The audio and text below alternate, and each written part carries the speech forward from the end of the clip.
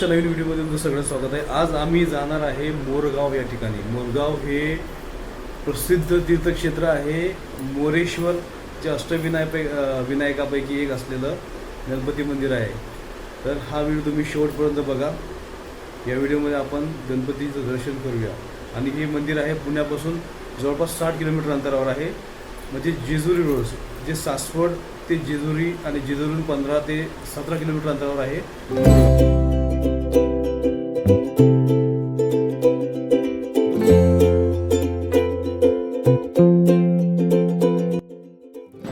आता आम्हाला मोरेश्वर मंदिराकडे जाण्यासाठी सर्वात प्रथम बोबदेव हा घाट लागतो। आता बोबदेव घाट हा जर बघितला तर खूप चढाईचा घाट आहे। आणि जाताना आम्हाला एक बैलगाडी दिसली। ही जुन्या पद्धतीने एक बैलगाडी दळणवळणासाठी वापर करण्यात येत होते। तेच आम्ही या व्हिडिओमध्ये तुम्हाला दृश्यांद्वारे दाखवतो।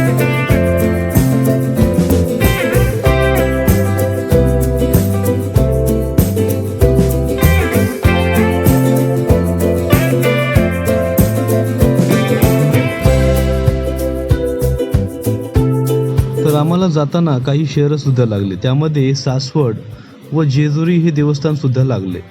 आणि रस्त्याने जाताना आम्हाला ऊसाची शेती पण सुद्धा दिसलेली आहे। यामध्ये हिरवेगार शेतं, आजूबाजूला जे पुणे जिल्ह्यातील हिरवेगार पिकं यासाठी हे प्रसिद्ध आहे।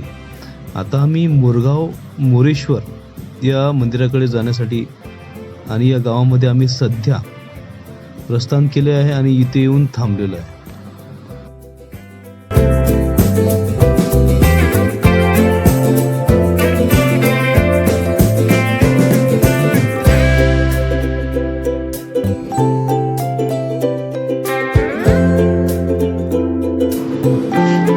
पुणे जिल्ह्यातील बारामती तालुक्यातील कर्णा नदीच्या काठावर वसलेले मोरगाव येथील मोरेश्वर म्हणजेच मयुरेश्वर मंदिर हे अष्टविनायकापैकी पहिले आणि सर्वात महत्त्वाचे स्थान आहे।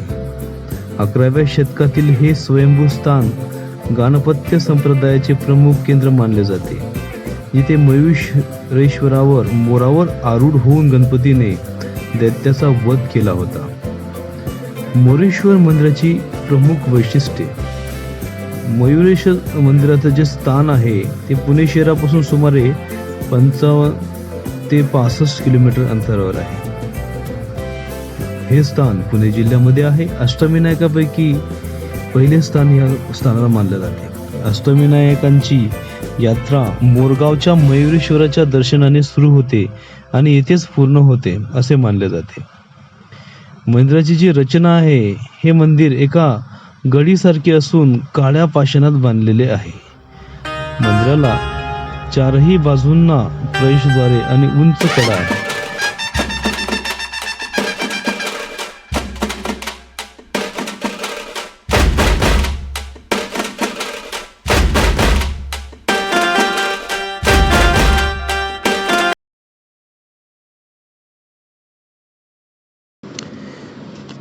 येथील गणेश मूर्ती स्वयंभू असून तिला 3 नेत्र आहेत।